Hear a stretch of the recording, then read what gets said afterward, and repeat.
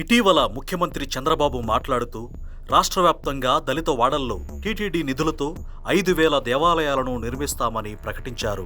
అందుకు కారణం భగవంతుడి విషయంలో కొన్ని వర్గాల వారిని తరతరాలుగా అంటరానితనానికి గురిచేశాయి. దాన్ని నివారించి దేవుడిని వారి దగ్గరికే తీసుకువెళ్లాలనే ఉద్దేశంతో సీఎం ఆ ప్రకటన చేసినట్లుగా తెలుస్తోంది.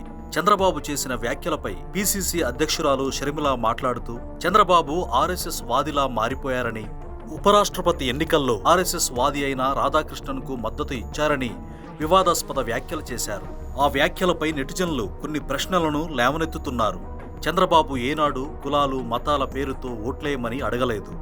కానీ నువ్వు నీ అన్నయ్య మాత్రం అడుగుతున్నారు.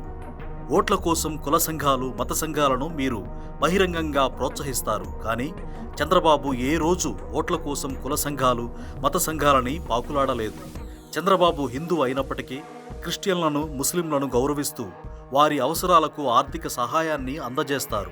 పార్టీ సెక్యులర్ భావజాలాన్ని కొనసాగిస్తూ వస్తున్నారు. ఏనాడు అవసరాల కోసం మత విద్వేషాలు పెంచలేదు.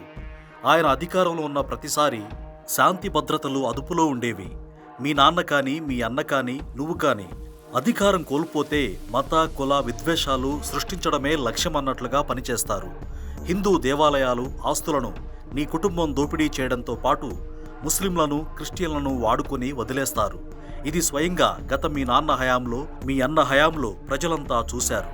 చివరగా నీ అన్న జగన్ నీకు ఆస్తులివ్వకుండా తన్ని తరిమేస్తే చంద్రబాబుతో పాటు టీడీపీ శ్రేణులు కూడా నీపై జాలి చూపించారు. కానీ ఈరోజు నువ్వు ఒక పార్టీ రాష్ట్ర అధ్యక్షురాలువై ఉండి విషయం గురించి పూర్తిగా తెలుసుకోకుండా మత విద్వేషాలు రెచ్చగొట్టేలా మాట్లాడటంపై ప్రజలందరిలో వ్యతిరేకత వ్యక్తమవుతోంది.